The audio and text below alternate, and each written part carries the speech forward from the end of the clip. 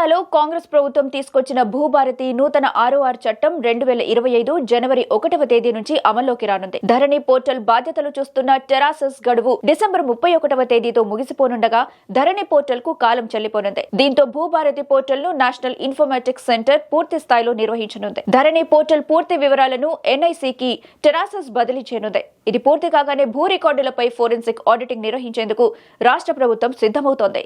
ఇక గతంలో ఉన్న ధరణి పోర్టల్లో 33 మాడ్యూల్స్ ఉండగా భూభారతిలో వాటిని తగ్గించనున్నారు. 11 కాలమ్స్ తో కొత్తగా భూభారతిలో పహణిని పునరుద్ధరిస్తారు. దీంతో భూముల వివరాలు కూడా పోర్టల్ ద్వారా తెలుసుకునేలా డిజైన్ చేస్తున్నారు. ప్రజలకు సులువుగా యూజర్ ఫ్రెండ్లీగా ఉండేలా భూభారతి ఉంటుందని కాంగ్రెస్ సర్కార్ చెబుతుంది. భూభారతి చట్టంపై ఇప్పటికే ప్రజల నుంచి సానుకూల స్పందన వస్తుంది. దీంతో భూభారతి చట్టం అమల్లో ఎలాంటి లోటుపాట్లు విమర్శలకు తావు లేకుండా ఉండేలా ఆర్ఓఆర్ 2024 చట్టం నిబంధనలు ఉంటాయని రేవంత్ సర్కార్ చెబుతుంది. ఆర్ఓఆర్ 2024 చట్టం భూభారతి వస్తే జరిగే మార్పులివే. ఏకకాలంలో వారసత్వ బదిలీ, రిజిస్ట్రేషన్, మ్యూటేషన్, బహుమతి, నాలా, భాగ పంపిణీ సేవలు అందించిన ధరణి అభ్యంతరాలకు మాత్రం అవకాశం కల్పించలేదు. భూభారతి చట్టం ద్వారా మ్యూటేషన్ పై అభ్యంతరాలను సైతం స్వీకరించేలా అప్పీళ్లకు అవకాశం కల్పించారు. వారసత్వ బదిలీ మినహా అన్ని లావాదేవీల్లో ఏకకాల రిజిస్ట్రేషన్, మ్యూటేషన్ సేవలు కొనసాగనున్నాయి. ఇక ధరణి పోర్టల్లో సమాచారం ఉన్న భూములకు సంబంధించిన వాటికి మాత్రమే పాస్ పుస్తకాలు జారీ చేసేవారు. 2017-18లో దస్తరాల ప్రక్షాళన చేపట్టగా భూముల సమాచారాన్ని మాత్రమే ధరణిలో పొందుపరిచారు. కానీ వివాదంలో ఉన్న భూముల సమస్యల పరిష్కార వ్యవస్థను ధరణిలో ఏర్పాటు చేయలేదు. భూభారతి పోర్టల్లో సమాచారం ఉన్న భూముల లావాదేవీలకు అనుమతి ఇస్తారు. సాగులో ఉన్న హక్కులు రాని సుమారు 8 లక్షల ఎకరాలకు చెందిన రైతులకు హక్కులు కల్పిస్తారు. ఆర్ఓఆర్ 1971 కింద పాస్ పుస్తకాలు ఉన్నవారికి కొత్త చట్టంలోని హక్కులు కల్పిస్తారు. ఖాతాల్లో తేడాలు, సర్వే నంబర్లలో తప్పులు తదితర సమస్యలు ఉన్నప్పటికీ అసలు సాగుదారుల పేరు మీద హక్కులు కల్పిస్తారు.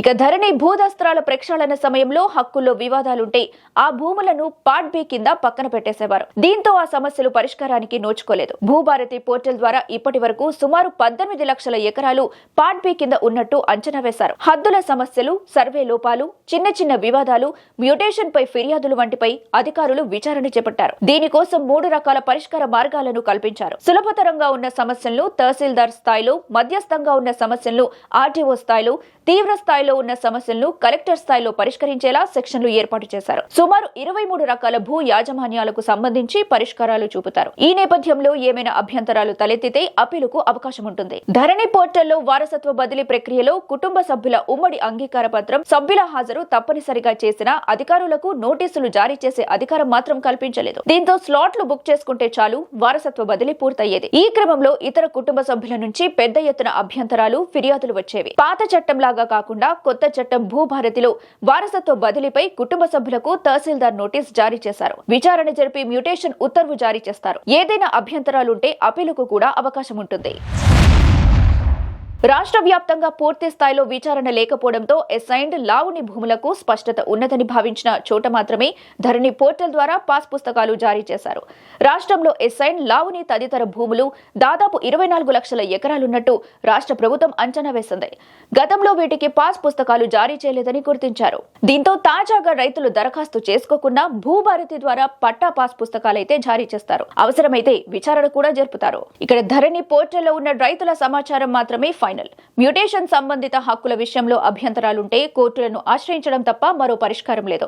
పట్టా భూమి ప్రభుత్వ భూమిగా నమోదైందని, భూ విస్తీర్ణాల్లో హెచ్చుతగ్గులు నమోదయ్యాయని పెద్ద ఎత్తున ఫిర్యాదులు వచ్చాయి. ఇక మరోవైపు 18 రకాల భూములకు సంబంధించి యజమాని హక్కుల మార్పిడిలో సమస్యలున్నట్టు భూభారతి పోర్టల్ ద్వారా గుర్తించారు. అయితే కోర్టులకు వెళ్లకుండా నేరుగా జిల్లా కలెక్టర్ కు ఫిర్యాదు చేసే అవకాశాన్ని కల్పించారు. రాష్ట్రంలో ఉన్న 18 రకాల భూముల్లో 6 తహసీల్దారు, మిగతా భూములకు ఆర్డీఓ మ్యూటేషన్ పూర్తి చేస్తారు. అంతేకాకుండా అభ్యంతరాలపై అప్పీళ్లకు కూడా అవకాశం కల్పించారు. తహసీల్దార్ పై ఆర్డీఓ పై కలెక్టర్, కలెక్టర్ పై ల్యాండ్ ట్రిబ్యునల్ వరకు అప్పీల్ చేసుకునే అవకాశం ఉంటుంది. దస్త్రాల ప్రక్షాళనలో జరిగిన తప్పిదాల వల్ల పలు జిల్లాల్లో ఎన్నో ఏళ్ల కింద భూముల యజమానులుగా ఉన్నవారి పేర్లు ప్రస్తుత యజమానులుగా రెవెన్యూ దస్త్రాల్లో తిరిగి నమోదయ్యాయి.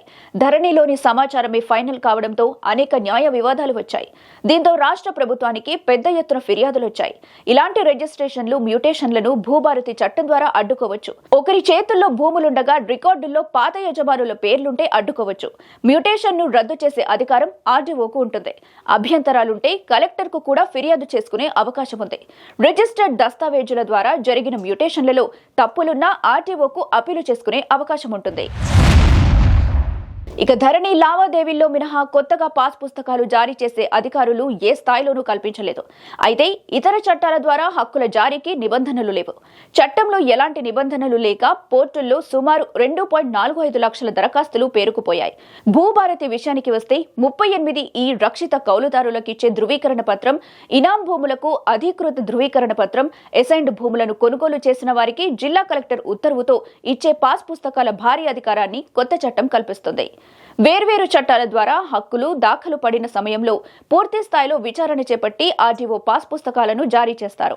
ధరణిలో ఉన్న పెండింగ్ దరఖాస్తుల పరిష్కార బాధ్యతల్ని తహసీల్దార్, ఆర్డీఓ, జిల్లా కలెక్టర్లకు అప్పగించారు. ధరణి పోర్టల్లో రికార్డులు దిద్దినట్టు తేలినా తప్పులు చేసిన తహసీల్దార్పై క్రిమినల్ చర్యలు తీసుకుంటారు. పాస్ పుస్తకాల రద్దు అధికారం జిల్లా కలెక్టర్కు మాత్రమే అప్పగించారు. కానీ అప్పీలుకు మాత్రం అవకాశం లేదు. భూభారతి చట్టంలో క్రిమినల్, శాఖాపరమైన చర్యలు పాత చట్టంలాగానే యథాతథంగా కొనసాగుతాయి. ఈ చట్టం ద్వారా పాస్ పుస్తకాల రద్దు అధికారం జిల్లా కలెక్టర్ కు అప్పగించారు. అప్పీలుకు కూడా అవకాశం కల్పించారు. ఇక చివరిగా భూభారతి పోర్టల్లో దరఖాస్తు చేస్తే ఇకపై భూ యజమాని ఫోన్ నంబర్కు ఎస్ఎంఎస్లు వస్తాయి. రైతుల అప్లికేషన్ స్టేటస్ చూసుకునేలా ట్రాకింగ్ వ్యవస్థ కూడా ఉంటుంది. ధరణి పోర్టల్లో భూదస్త్రాలు కనిపించేవి కావు. కానీ భూభారతిలో ఎవరివైనా ఎక్కడి నుంచైనా భూముల వివరాలు చూసేలా ఏర్పాట్లుంటాయని కాంగ్రెస్ ప్రభుత్వం స్పష్టం చేసింది. మరి గతంలో ధరణి పోర్టల్పై అనేక విమర్శలు వచ్చిన నేపథ్యంలో నయా భూభారతి చట్టం రైతులకు మేలు చేస్తుందో లేదో చూడాలి.